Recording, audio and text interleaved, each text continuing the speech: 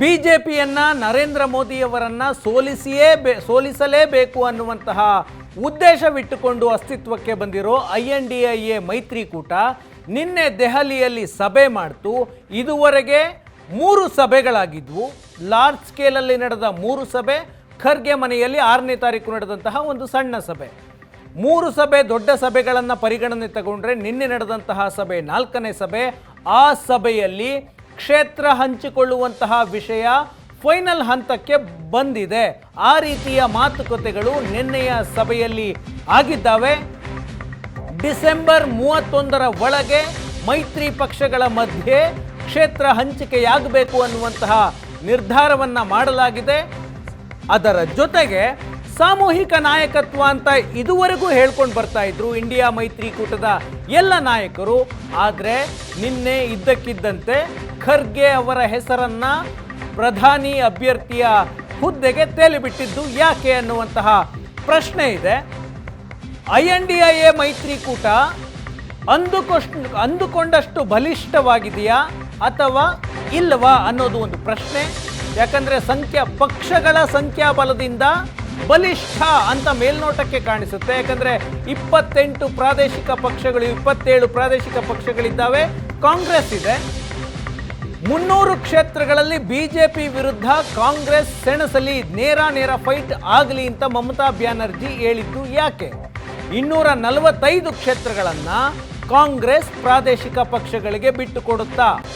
ಮೈತ್ರಿ ಸಭೆಯಲ್ಲಿ ಕಾಂಗ್ರೆಸ್ ಅನ್ನ ಟಾರ್ಗೆಟ್ ಮಾಡಿದವ ಪ್ರಾದೇಶಿಕ ಪಕ್ಷಗಳು? ಈ ಪ್ರಶ್ನೆ ಬರುತ್ತೆ. ಅದಕ್ಕೊಂದಷ್ಟು ಅಂಕಿಅಂಶಗಳ ಸಮೇತ ವಿವರವನ್ನು ಕೊಡ್ತೀನಿ. ಕಾಂಗ್ರೆಸ್ ಬಲ ಕುಗ್ಗಿಸೋದಕ್ಕೆ ಮೈತ್ರಿಕೂಟದ ಪಕ್ಷಗಳು ಪ್ಲಾನ್ ಅನ್ನ ಮಾಡ್ಕೊಂಡಿದ್ದಾವ. ಅದರಲ್ಲಿ ವಿಶೇಷವಾಗಿ ಮಮತಾ ಬ್ಯಾನರ್ಜಿ ಮತ್ತು ಅರವಿಂದ್ ಕೇಜ್ರಿವಾಲ್ ಈ ರಣತಂತ್ರವನ್ನ ಹೆಣೆದಿದ್ದಾರಾ ಅಂತ ಪ್ರಶ್ನೆ. ನಿನ್ನೆ ಸಭೆಯಾಯಿತು. ಆ ಸಭೆಯಲ್ಲಿ 28 ಪಕ್ಷಗಳ ನಾಯಕರು ಭಾಗಿಯಾಗಿದ್ದರು. JMM ಪಕ್ಷದ ನಾಯಕರು ಬಿಟ್ಟರೆ ಉಳಿದೆಲ್ಲ, ಜಾರ್ಖಂಡ್ ಮುಕ್ತಿ ಮೋರ್ಚಾ ಬಿಟ್ಟರೆ ಉಳಿದೆಲ್ಲ ಪಕ್ಷಗಳು ಬಂದಿದ್ವು. ಅವರು ಕಾರಣಾಂತರಗಳಿಂದ ಬಂದಿಲ್ಲ. ಎಲ್ಲ ಪಕ್ಷಗಳು ನಿನ್ನೆಯ ಸಭೆಗೆ ಬಂದಿದ್ದರು. ಆ ಸಭೆಯಲ್ಲಿ ಪ್ರಮುಖ ನಿರ್ಧಾರಗಳು, ಇದುವರೆಗಿನ ಸಭೆಗಳಲ್ಲಿ ಆಗದಂತಹ ನಿರ್ಧಾರಗಳನ್ನು ಮಾಡಲಾಯಿತು. ಮೊದಲ ಸಭೆ ಪಾಟ್ನಾದಲ್ಲಿ ನಡೆಯಿತು. ಅಲ್ಲಿ ಮೋದಿಯವರ ವಿರುದ್ಧ, BJPಯ ವಿರುದ್ಧ ಒಗ್ಗಟ್ಟಾಗಿ ಹೋರಾಡುವ ನಿರ್ಣಯವನ್ನು ಕೈಗೊಳ್ಳಲಾಯಿತು ಮೊದಲ ಸಭೆಯಲ್ಲಿ. ಆನಂತರ ಬೆಂಗಳೂರಿನಲ್ಲಿ ಸಭೆಯಾಯಿತು. ಇಡೀ ಮೈತ್ರಿಕೂಟಕ್ಕೆ INDIA ಅನ್ನುವಂತಹ ಹೆಸರನ್ನು ಇಡಲಾಯಿತು. ಮತ್ತು ಮುಂಬೈನಲ್ಲಿ 3ನೇ ಸಭೆ ನಡೀತು. ಆ ಸಭೆಯಲ್ಲಿ ಕೋಆರ್ಡಿನೇಷನ್ ಕಮಿಟಿಯನ್ನು ಮಾಡಲಾಯಿತು. 28 ಪಕ್ಷಗಳಿಗೆ ಸಮನ್ವಯ ಸಮಿತಿಯನ್ನು ಮಾಡಲಾಯಿತು. ಇದು 4ನೇ ಸಭೆ ನಿನ್ನೆ ನಡೆದದ್ದು. ಇಲ್ಲಿ ಕ್ಷೇತ್ರ ಹಂಚಿಕೆ ವಿಷಯವಾಗಿ ಗಂಭೀರವಾದ ಚರ್ಚೆಗಳಾದವು. ಈಗಾಗಲೇ ತಡ ಆಗಿದೆ. ಯಾಕಂದರೆ ಕಳೆದ 3 ತಿಂಗಳಿಂದ ಪಂಚರಾಜ್ಯಗಳ ಚುನಾವಣೆಯಲ್ಲಿ ಕಾಂಗ್ರೆಸ್ ಬ್ಯುಸಿ ಇತ್ತು. ಹಾಗಾಗಿ ಸಭೆ ಆಗಿರಲಿಲ್ಲ. ಈಗಾಗಲೇ ಲೇಟ್ ಆಗಿದೆ. ಡಿಸೆಂಬರ್ 31ರೊಳಗೆ ಮೈತ್ರಿ ಫೈನಲ್ ಆಗಬೇಕು, ಕ್ಷೇತ್ರ ಹಂಚಿಕೆಗಳು ಮುಗಿಬೇಕು ಅನ್ನುವಂತಹ ಚರ್ಚೆಗಳಾದವು. ಡಿಸೆಂಬರ್ 31ರ ಒಳಗೆ ಎಷ್ಟು ಬೇಗ ಅಷ್ಟು ಸಾಧ್ಯವೋ ಕ್ಷೇತ್ರಗಳು ಹಂಚಿಕೆಯಾಗಬೇಕು ಅಂತ TMC ಪ್ರಸ್ತಾಪವನ್ನು ಮುಂದಿಡ್ತು. ಆ ಪ್ರಸ್ತಾಪಕ್ಕೆ ಬಹುತೇಕ ಎಲ್ಲರೂ ಒಪ್ಪಿಕೊಳ್ತಾರೆ. ಮಹಾರಾಷ್ಟ್ರ, ಬಿಹಾರ ಮತ್ತು ತಮಿಳುನಾಡಿನಲ್ಲಿ ಈಗಾಗಲೇ ಮೈತ್ರಿ ಇದೆ. ಆ ಮೈತ್ರಿ ಇರುವಂತಹ ರಾಜ್ಯಗಳಲ್ಲಿ ಕ್ಷೇತ್ರಗಳ ಹಂಚಿಕೆ ಬೇಗ ಆಗಲಿ ಅಂತ ಶಿವಸೇನೆ ಕೂಡ ಹೇಳ್ತು. ಉಳಿದ ರಾಜ್ಯಗಳಲ್ಲಿ ಮೈತ್ರಿಯನ್ನು ಅಂತಿಮಗೊಳಿಸುವಂತಹ ನಿರ್ಧಾರವನ್ನು ಬೇಗ ಆಗಲಿ, ಪಶ್ಚಿಮ ಬಂಗಾಳ, ದೆಹಲಿ, ಪಂಜಾಬ್ ಈ ರೀತಿಯ ರಾಜ್ಯಗಳಲ್ಲೂ ಕೂಡ ಬೇಗ ಆಗಲಿ, ಮುಂದಿನ ಹಂತದಲ್ಲಿ ದೆಹಲಿ, ಪಂಜಾಬ್ ನೋಡೋಣ ಅಂತ ಖರ್ಗೆ ಹೇಳಿದ್ರು. ಮತ್ತು ಎಲ್ಲ ನಾಯಕರು ಜನವರಿಯಿಂದ ಪ್ರಚಾರವನ್ನು ಒಟ್ಟಾಗಿ ಮಾಡೋಣ ಇಡೀ ದೇಶಾದ್ಯಂತ ಅನ್ನುವಂತಹ ನಿಲುವಿಗೆ ಬಂದರು. ಅದರ ನಂತರದ ಒಂದು ಪ್ರಸ್ತಾಪ ತುಂಬ ಆಶ್ಚರ್ಯ ಅನ್ನಿಸಿದ್ದು, 300 ಕ್ಷೇತ್ರಗಳಲ್ಲಿ BJP ವಿರುದ್ಧ ಕಾಂಗ್ರೆಸ್ ನೇರ ಫೈಟ್ ಮಾಡಲಿ ಅನ್ನುವ ಸಲಹೆಯನ್ನು ಕೊಟ್ಟಿದ್ದು ಮಮತಾ ಬ್ಯಾನರ್ಜಿ. BJP ವಿರುದ್ಧ ಕಾಂಗ್ರೆಸ್ ಡೈರೆಕ್ಟ್ ಫೈಟ್ ಮಾಡಲಿ, ಅದು 300ಕ್ಕೂ ಹೆಚ್ಚು ಕ್ಷೇತ್ರಗಳಲ್ಲಿ ಕಾಂಗ್ರೆಸ್ ಫೈಟ್ ಮಾಡಬೇಕು. BJPಯ ಅಭ್ಯರ್ಥಿಗಳನ್ನು ಸೋಲಿಸೋದಕ್ಕೆ ಕಾಂಗ್ರೆಸ್ ಪ್ರಬಲ ಅಭ್ಯರ್ಥಿಗಳನ್ನು ಕಣಕ್ಕಿಳಿಸಬೇಕು ಅಂತ ಮಮತಾ ಬ್ಯಾನರ್ಜಿ ಸಲಹೆಯನ್ನು ಕೊಟ್ಟರು. ಉಳಿದ ಪಕ್ಷಗಳಲ್ಲಿ 300 ಕ್ಷೇತ್ರಗಳನ್ನು ಹೊರತುಪಡಿಸಿ ಉಳಿದ 245 ಕ್ಷೇತ್ರಗಳಲ್ಲಿ ಕಾಂಗ್ರೆಸ್ ಪ್ರಾದೇಶಿಕ ಪಕ್ಷಗಳನ್ನು ಬೆಂಬಲಿಸಲಿ ಅಂತ ಮಮತಾ ಬ್ಯಾನರ್ಜಿ ಸ್ಪಷ್ಟವಾಗಿ ಹೇಳಿದ್ರು.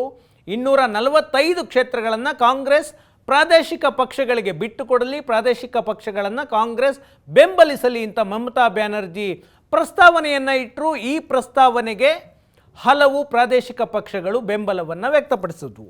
ಈಗ ಮಮತಾ ಬ್ಯಾನರ್ಜಿಯವರು ಕೊಟ್ಟಂತಹ ಪ್ರಸ್ತಾಪ ಮೇಲ್ನೋಟಕ್ಕೆ ಕಾಂಗ್ರೆಸ್ಗೆ ದೊಡ್ಡ ಸಂಖ್ಯೆಯ ಕ್ಷೇತ್ರಗಳನ್ನು ಬಿಟ್ಟುಕೊಟ್ಟು ಅಂತ ಮೇಲ್ನೋಟಕ್ಕೆ ಕಾಣುತ್ತೆ. ಅಂದರೆ BJPಯ ವಿರುದ್ಧ ನೇರ ಫೈಟ್ಗೆ ನೀವು ಹೋಗಿ ನಾಯಕತ್ವವನ್ನು ವಹಿಸಿ ಎಂಬರ್ಥದಲ್ಲಿ ಪ್ರಾದೇಶಿಕ ಪಕ್ಷಗಳಿಗೆ 245 ಕ್ಷೇತ್ರಗಳನ್ನು ಬಿಟ್ಟುಕೊಡಿ ಎಂಬರ್ಥದಲ್ಲಿ ಕೇಳಿದ್ರು. ಒಂದಷ್ಟು ನಂಬರ್ಸ್ ಇದೆ, ಇಂಟ್ರೆಸ್ಟಿಂಗ್ ವಿಷಯಗಳಿದ್ದಾವೆ, ಅದನ್ನು ನಾನು ನಿಮಗೆ ಹೇಳ್ತೀನಿ. ಕಾಂಗ್ರೆಸ್ ಮತ್ತು BJPಯ ಫೈಟ್ ಇರುವಂತಹ ರಾಜ್ಯಗಳು ಯಾವ್ಯಾವು, ಆ ರಾಜ್ಯಗಳ ಕ್ಷೇತ್ರಗಳು ಎಷ್ಟಿದ್ದಾವೆ ಅನ್ನೋದನ್ನು ಮೊದಲಿಗೆ ನೋಡೋಣ. ಮಧ್ಯಪ್ರದೇಶ, ಕಾಂಗ್ರೆಸ್ ಮತ್ತು BJPಯ ಮಧ್ಯೆ ನೇರ ಫೈಟ್ ಇದೆ. ಇಲ್ಲಿ ಬೇರೆ ಯಾವ ಪಕ್ಷಗಳು ಕೂಡ ಅಸ್ತಿತ್ವವನ್ನು ಅಷ್ಟಾಗಿ ಹೊಂದಿಲ್ಲ. 29 ಲೋಕಸಭಾ ಕ್ಷೇತ್ರಗಳು ಬರುತ್ತೆ. ಕಳೆದ ಚುನಾವಣೆಯಲ್ಲಿ BJP 28 ಕ್ಷೇತ್ರಗಳಲ್ಲಿ ಗೆದ್ದಿತ್ತು. ಇನ್ನು ಕರ್ನಾಟಕ 28 ಲೋಕಸಭಾ ಕ್ಷೇತ್ರಗಳಿದ್ದಾವೆ. ಕಳೆದ ಚುನಾವಣೆಯಲ್ಲಿ 25 ಕ್ಷೇತ್ರಗಳನ್ನು BJP ಗೆದ್ದಿತ್ತು, 25+1. ಈ ಬಾರಿ BJPಯ ಜೊತೆಗೆ JDS ಕೂಡ ಇಲ್ಲಿ ಸೇರಿಕೊಂಡಿದೆ. ಇಲ್ಲೂ ಕೂಡ ಕಾಂಗ್ರೆಸ್ಗೆ ಯಾವ ಮೈತ್ರಿ ಪಕ್ಷವೂ ಇಲ್ಲ, ಎದುರಾಳಿ BJP. ಗುಜರಾತ್ 26 ಕ್ಷೇತ್ರ ಬರುತ್ತೆ. 26ಕ್ಕೆ 26 ಕ್ಷೇತ್ರಗಳನ್ನು ಮೋದಿ ತವರು ರಾಜ್ಯದಲ್ಲಿ BJP ಕಳೆದ ಬಾರಿ ಗೆದ್ದಿತ್ತು. ನಂತರದ ರಾಜ್ಯ ರಾಜಸ್ಥಾನದಲ್ಲಿ 25 ಕ್ಷೇತ್ರ ಬರುತ್ತೆ. 25ರಲ್ಲಿ 24ನ್ನು 2019ರಲ್ಲಿ BJP ಗೆದ್ದಿತ್ತು. ಅದಾದ ನಂತರ ರಾಜ್ಯ ಆಂಧ್ರ ಪ್ರದೇಶ, 25 ಕ್ಷೇತ್ರಗಳಿರುವಂತಹ ರಾಜ್ಯ. ಆಂಧ್ರ ಪ್ರದೇಶದಲ್ಲಿ ಕಾಂಗ್ರೆಸ್ಗೂ ಮಿತ್ರ ಪಕ್ಷ ಇಲ್ಲ, BJPಗೂ ಮಿತ್ರ ಪಕ್ಷ ಇಲ್ಲ. ಇಲ್ಲೂ ಕೂಡ ಕಾಂಗ್ರೆಸ್ BJP ನೇರವಾಗಿ ಹೋರಾಟ ಮಾಡಿದ್ರೂ ಕೂಡ ಅಲ್ಲಿ ಜಗನ್ ಪಕ್ಷ YSRP ಸ್ಟ್ರಾಂಗ್ ಇದೆ, ಚಂದ್ರಬಾಬು ನಾಯ್ಡು ಇದ್ದಾರೆ, ಇಬ್ಬರೂ ಕೂಡ ಪ್ರತ್ಯೇಕವಾಗಿ ಸ್ಪರ್ಧೆ ಮಾಡ್ತಾ ಇದ್ದಾರೆ. ಹಾಗಾಗಿ ಇಲ್ಲೂ ಕೂಡ ಕಾಂಗ್ರೆಸ್ ಮೈತ್ರಿ ಆಗೋದಿಲ್ಲ. ಇನ್ನು ಒಡಿಶಾದಲ್ಲಿ ಬಿಜು ಜನತಾದಳ ಇದೆ, BJP ಇದೆ. ಬಿಜು ಜನತಾದಳ ಮತ್ತು BJPಯ ಮಧ್ಯೆಯೇ ಫೈಟ್ ಇದ್ರೂ ಕೂಡ ಕಾಂಗ್ರೆಸ್ಗೆ ಮತ್ತು ಇಂಡಿಯಾ ಮೈತ್ರಿಕೂಟಕ್ಕೆ ಅಲ್ಲೂ ಯಾವುದು ಪಕ್ಷಗಳಿಲ್ಲ ಮೈತ್ರಿಗೆ. ತೆಲಂಗಾಣದಲ್ಲಿ 17 ಕಾನ್ಸ್ಟಿಟ್ಯೂನ್ಸಿಗಳಿದ್ದಾವೆ. ಒರಿಸ್ಸಾದ ನಂಬರ್ಸನ್ನು ಹೇಳ್ತಾ ಇದೆ. ಒಡಿಶಾದಲ್ಲಿ ಕಳೆದ ಬಾರಿ BJD 12 ಸ್ಥಾನಗಳನ್ನು ಗೆದ್ದಿತ್ತು, BJP 8 ಸ್ಥಾನವನ್ನು ಗೆದ್ದಿತ್ತು. ಕಾಂಗ್ರೆಸ್ಗೆ ಅಷ್ಟಾಗಿ ಅಲ್ಲಿ ಅಸ್ತಿತ್ವ ಇಲ್ಲ. ತೆಲಂಗಾಣದ ವಿಷಯಕ್ಕೆ ಬಂದರೆ ತೆಲಂಗಾಣ BRS, BJP ಮತ್ತು ಕಾಂಗ್ರೆಸ್ನ ಮಧ್ಯೆ ಹೋರಾಟ ಇರುವಂತಹ ರಾಜ್ಯ. BRS INDIA ಮೈತ್ರಿಕೂಟದ ಭಾಗವಾಗಿಲ್ಲ, BJPಯ ಜೊತೆಯೂ ಇಲ್ಲ, ಅದು ಪ್ರತ್ಯೇಕವಾಗಿ ಅಸ್ತಿತ್ವವನ್ನು ಉಳಿಸಿಕೊಂಡಿರುವಂತಹ ಪಕ್ಷ. ಇಲ್ಲೂ ಕೂಡ BJP ಮತ್ತು ಕಾಂಗ್ರೆಸ್ ವಿರುದ್ಧ ನೇರ ಫೈಟ್ ಆಗುತ್ತೆ.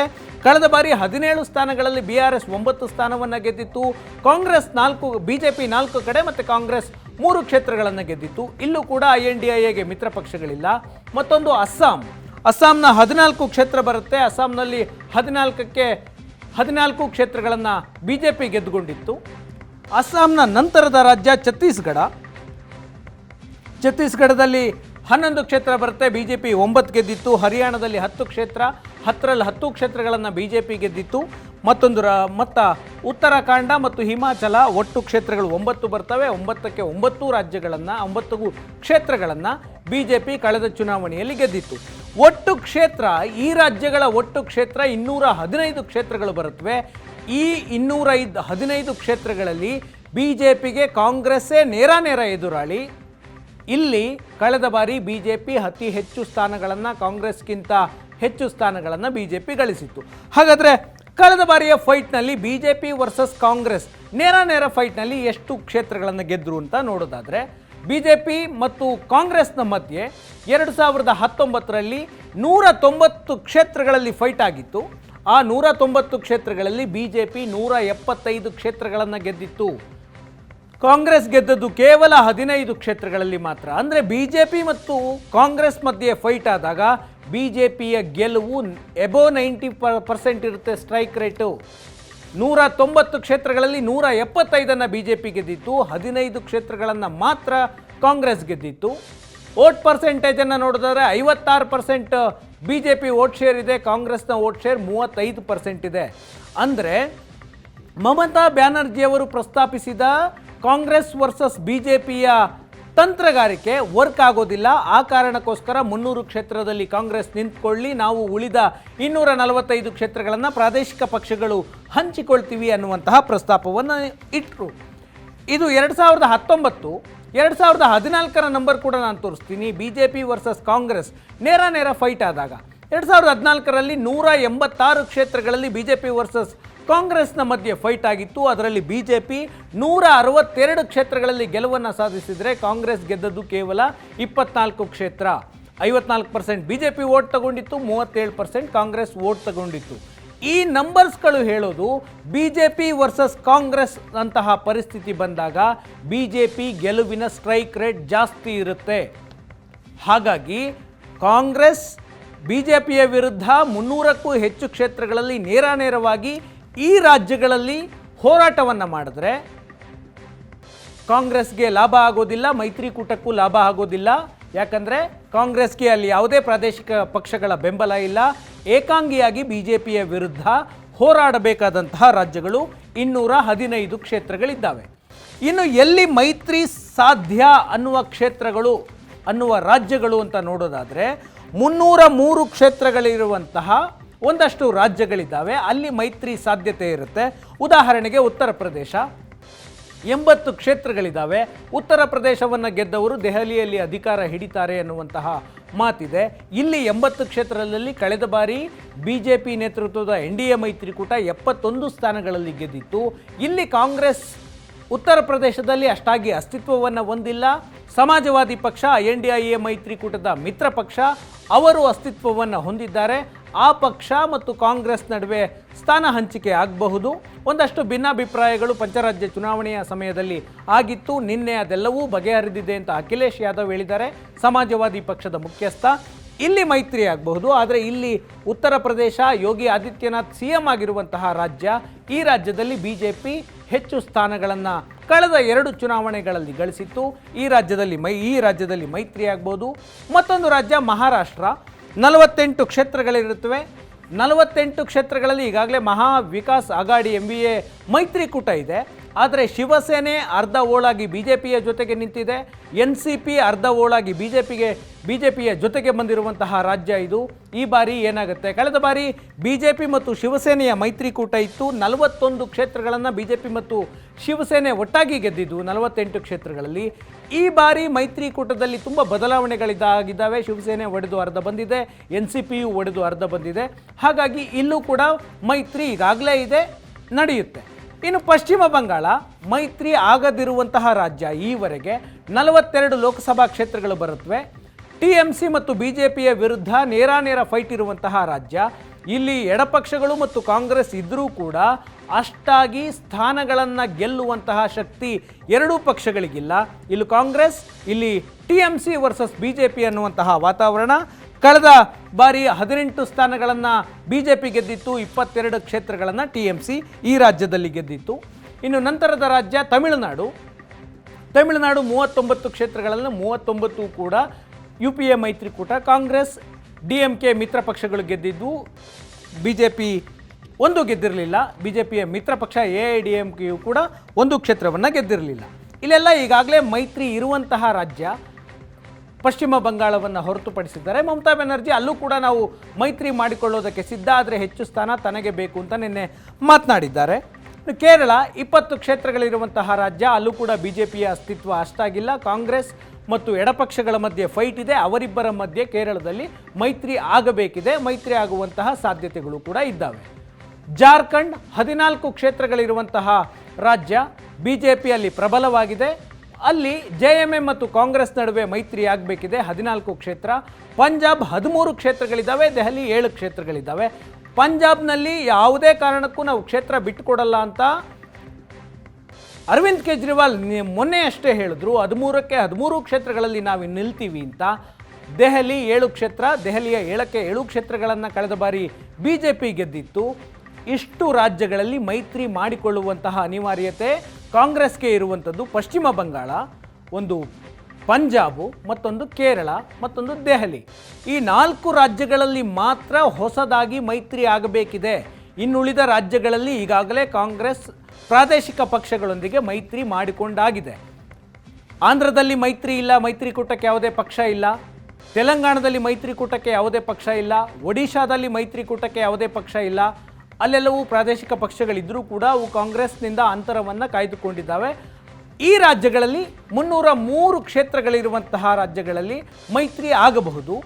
ಆದರೆ ಈ ಪ್ರಾದೇಶಿಕ ಪಕ್ಷಗಳು ಮತ್ತು BJP ವರ್ಸಸ್ ಫೈಟ್ ನಡೆದಾಗ ಏನಾಗಿದೆ 2019ರಲ್ಲಿ ಅನ್ನುವಂತಹ ನಂಬರ್ ಕೊಡ್ತೀನಿ. BJP ವರ್ಸಸ್ ಪ್ರಾದೇಶಿಕ ಪಕ್ಷಗಳ ಮಧ್ಯೆ ಫೈಟ್ ಆದಾಗ 185 ಕ್ಷೇತ್ರಗಳಲ್ಲಿ BJP ವರ್ಸಸ್ ಪ್ರಾದೇಶಿಕ ಪಕ್ಷಗಳ ಮಧ್ಯೆ 2019ರಲ್ಲಿ ಫೈಟ್ ಆಗಿತ್ತು. ಅದರಲ್ಲಿ 128 ಕ್ಷೇತ್ರಗಳನ್ನು BJP ಗೆಲ್ಲುತ್ತೆ. ಕಾಂಗ್ರೆಸ್ ವರ್ಸಸ್ BJPಗೆ ಕಂಪೇರ್ ಮಾಡಿದ್ರೆ BJP ವರ್ಸಸ್ ಪ್ರಾದೇಶಿಕ ಪಕ್ಷಗಳಲ್ಲಿ ಪ್ರಾದೇಶಿಕ ಪಕ್ಷಗಳು ಹೆಚ್ಚು ಸ್ಥಾನವನ್ನು ಗೆದ್ದಿವೆ. 57 ಕ್ಷೇತ್ರಗಳನ್ನು BJPಯ ವಿರುದ್ಧ 185 ಕ್ಷೇತ್ರಗಳಲ್ಲಿ ಸ್ಪರ್ಧೆ ಮಾಡಿ ಗೆದ್ದಿದ್ದಾವೆ. BJP 128, ಮತಗಳಿಕೆಯಲ್ಲೂ ಕೂಡ ಪ್ರಾದೇಶಿಕ ಪಕ್ಷಗಳು BJPಯ ಎದುರು ಹೆಚ್ಚು ಮತಗಳನ್ನು ಪಡೆದಿದ್ದಾವೆ. BJP 47ರಷ್ಟು ಮತ ಪಡೆದರೆ ಪ್ರಾದೇಶಿಕ ಪಕ್ಷಗಳು 40ರಷ್ಟು ಮತಗಳನ್ನು ಪಡೆದಿವೆ. ಅಂದರೆ ಕಾಂಗ್ರೆಸ್ ವಿರುದ್ಧ ನೇರ ಫೈಟ್ ನಡೆಯುವಂತಹ ರಾಜ್ಯಗಳಲ್ಲಿ 190 ಕ್ಷೇತ್ರಗಳಲ್ಲಿ BJP 175 ಸ್ಥಾನಗಳನ್ನು ಗೆಲ್ಲುತ್ತೆ. ಕಾಂಗ್ರೆಸ್ ವರ್ಸಸ್ BJP ಇರುವಂತಹ ರಾಜ್ಯಗಳಲ್ಲಿ ಕಳೆದ ಚುನಾವಣೆಯಲ್ಲಿ BJP ವರ್ಸಸ್ ಪ್ರಾದೇಶಿಕ ಪಕ್ಷಗಳಿರುವಂತಹ 186 ಕ್ಷೇತ್ರಗಳಲ್ಲಿ 128 ಕ್ಷೇತ್ರಗಳಲ್ಲಿ BJP ಗೆಲ್ಲುತ್ತೆ. ಅಂದರೆ BJPಯ ಅಸ್ತಿತ್ವ ಎದುರಾಳಿ ಪಕ್ಷ ಕಾಂಗ್ರೆಸ್ ಇದ್ದ ಕಡೆ ಹೆಚ್ಚಾಗಿದೆ, ಪ್ರಾದೇಶಿಕ ಪಕ್ಷಗಳಿದ್ದ ಕಡೆ ಸ್ವಲ್ಪ ಪ್ರಾದೇಶಿಕ ಪಕ್ಷಗಳು ಫೈಟ್ ಕೊಡ್ತವೆ. ಆದರೂ ಕೂಡ ನಂಬರ್ಸ್ ಹೆಚ್ಚಾಗಿದೆ. ಕಳೆದ ಬಾರಿಯೂ ಕೂಡ ಇದೇ ಮೈತ್ರಿಗಳಿದ್ವು. 4 ರಾಜ್ಯಗಳನ್ನು ಹೊರತುಪಡಿಸಿದ್ದಾರೆ. ಪಶ್ಚಿಮ ಬಂಗಾಳ, ದೆಹಲಿ, ಪಂಜಾಬ್ ಮತ್ತು ಕೇರಳವನ್ನು ಬಿಟ್ಟರೆ ಉಳಿದೆಲ್ಲ ಕಡೆ ಇಂಡಿಯಾ ಮೈತ್ರಿಕೂಟ ಬೇರೆ ಹೆಸರಿನಲ್ಲಿತ್ತು. INDIA ಬದಲಿಗೆ UPA ಹೆಸರಿನಲ್ಲಿತ್ತು. ಇನ್ನು 2019ರಲ್ಲಿ ವಿಪಕ್ಷಗಳು BJPಯ ವಿರುದ್ಧ ಫೈಟ್ ಮಾಡಿದ್ವಲ್ಲ, ಎಷ್ಟು ಸ್ಥಾನವನ್ನು ಗೆದ್ವು ಅಂತ ನೋಡಿದ್ರೆ ಕಾಂಗ್ರೆಸ್ 52 ಕ್ಷೇತ್ರಗಳಲ್ಲಿ ಗೆಲುವನ್ನು ಸಾಧಿಸಿತು. 2ನೇ ಸ್ಥಾನ 209 ಕ್ಷೇತ್ರ. ಈ 209 ಕ್ಷೇತ್ರಗಳಲ್ಲಿ ಬಹುತೇಕ BJPಯ ವಿರುದ್ಧ ನೇರ ಕದನದಲ್ಲಿ ಕಾಂಗ್ರೆಸ್ ಸೋತಿದೆ. ಈ ಅಂಕಿಅಂಶ ಪ್ರಕಾರ ಮಮತಾ ಬ್ಯಾನರ್ಜಿ 300 ಕ್ಷೇತ್ರಗಳಲ್ಲಿ ಕಾಂಗ್ರೆಸ್ BJPಯ ವಿರುದ್ಧ ನಿಲ್ಲಿ ಎಂದರು. 209 ಕ್ಷೇತ್ರಗಳಲ್ಲಿ ಕಾಂಗ್ರೆಸ್ 2ನೇ ಸ್ಥಾನ. ಬಹುತೇಕ 175 ಕ್ಷೇತ್ರಗಳಲ್ಲಿ, ಅಕ್ಯುರೇಟ್ ಆಗಿ 175 ಕ್ಷೇತ್ರಗಳಲ್ಲಿ BJP ವಿರುದ್ಧ ಡೈರೆಕ್ಟ್ ಫೈಟಲ್ಲಿ ಸೋತಿದೆ. ಇನ್ನು TMC 22 ಕಾನ್ಸ್ಟಿಟ್ಯೂನ್ಸಿ ಸೋತು 2ನೇ ಸ್ಥಾನ 19, ಅದು BJPಯ ವಿರುದ್ಧ. SP 5 ಸ್ಥಾನ, ಉತ್ತರ ಪ್ರದೇಶದಲ್ಲಿ 31 ಕ್ಷೇತ್ರಗಳಲ್ಲಿ 2ನೇ ಸ್ಥಾನ. JDU 16 ಕ್ಷೇತ್ರಗಳಲ್ಲಿ ಗೆದ್ದಿತ್ತು. ಕಳೆದ ಬಾರಿ BJPಯ ಜೊತೆ JDU ಮೈತ್ರಿ ಮಾಡಿಕೊಂಡಿತ್ತು ಬಿಹಾರದಲ್ಲಿ. ಆನಂತರ ಅವರು ಮೈತ್ರಿಯನ್ನು ಕಡಿದುಕೊಂಡು ಲಾಲು ಪ್ರಸಾದ್ ಯಾದವ್ ಅವರ ಪಕ್ಷದ ಜೊತೆಗೆ ಮೈತ್ರಿ ಮಾಡಿಕೊಂಡ್ರು. DMK ಕಳೆದ ಬಾರಿಯೂ ಮೈತ್ರಿ ಇತ್ತು, 24 ಕ್ಷೇತ್ರಗಳನ್ನು ಗೆದ್ದಿದ್ರು. 2ನೇ ಸ್ಥಾನ ಇಲ್ಲ, ಎಲ್ಲ ಕ್ಷೇತ್ರಗಳಲ್ಲೂ ಗೆದ್ದಿದ್ರು. ಎಡಪಕ್ಷಗಳು 5 ಕ್ಷೇತ್ರಗಳಲ್ಲಿ ಅಷ್ಟೇ ಗೆದ್ದಿದ್ರು ಇಡೀ ಭಾರತದಲ್ಲಿ. 17 ಕ್ಷೇತ್ರಗಳಲ್ಲಿ 2ನೇ ಸ್ಥಾನದಲ್ಲಿದ್ದರು. NCP 5 ಸ್ಥಾನಗಳನ್ನು ಗೆದ್ದಿತ್ತು, 15 ಕ್ಷೇತ್ರಗಳಲ್ಲಿ 2ನೇ ಸ್ಥಾನವನ್ನು ಗೆದ್ದಿತ್ತು. ಈಗ NCP ಒಡೆದು ಓಳಾಗಿ ಒಂದು ಭಾಗ BJPಯ ಜೊತೆ ಮೈತ್ರಿ ಮಾಡಿಕೊಂಡಿದೆ.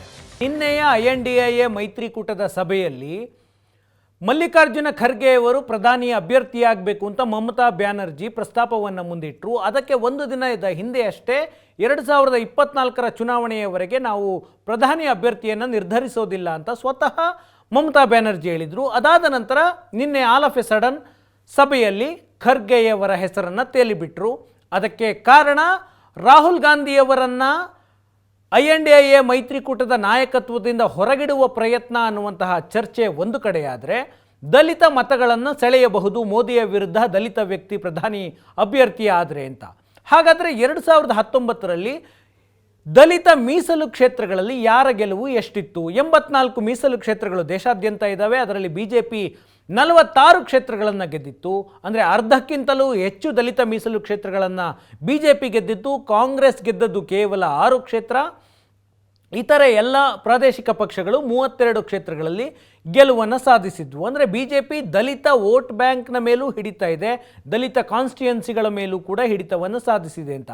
ವೋಟ್ ಎಷ್ಟು ದಲಿತರು 2019ರಲ್ಲಿ ಯಾರಿಗೆ ಎಷ್ಟು ಮತ ಹಾಕಿದ್ರು ಅಂತ ನೋಡಿದ್ರೆ, BJP 34% ದಲಿತರು BJPಗೆ ಹಾಕಿದ್ರು, ಕಾಂಗ್ರೆಸ್ಗೆ 20% ದಲಿತರು ಮತ ಹಾಕಿದ್ರು, ಇತರೆ ಪಕ್ಷಗಳಿಗೆ 46%ನಷ್ಟು ದಲಿತ ಮತದಾರರು ಮತ ಹಾಕಿದ್ದಾರೆ. ಅಂದರೆ ಕಾಂಗ್ರೆಸ್ನ ಬಳಿ ಇದ್ದಂತಹ ದಲಿತ ವೋಟ್ ಬ್ಯಾಂಕ್ ನರೇಂದ್ರ ಮೋದಿ ಪ್ರಧಾನಿಯಾದ ನಂತರ BJPಯ ಬಳಿ ಬಂದಿದೆ ಅಂತ ಅರ್ಥ. ಈಗ ಖರ್ಗೆಯವರ ಹೆಸರನ್ನ ಮುಂದೆ ಬಿಟ್ಟಿರೋದ್ರಿಂದಾಗಿ ಬದಲಾವಣೆ ಆಗುತ್ತಾ? ಕಾದು ನೋಡೋಣ. ನೇರ, ದಿಟ್ಟ, ನಿರಂತರ ಸುದ್ದಿಗಾಗಿ ನೋಡ್ತಾ ಇರಿ ಏಷ್ಯಾನೆಟ್ ಸುವರ್ಣ ನ್ಯೂಸ್.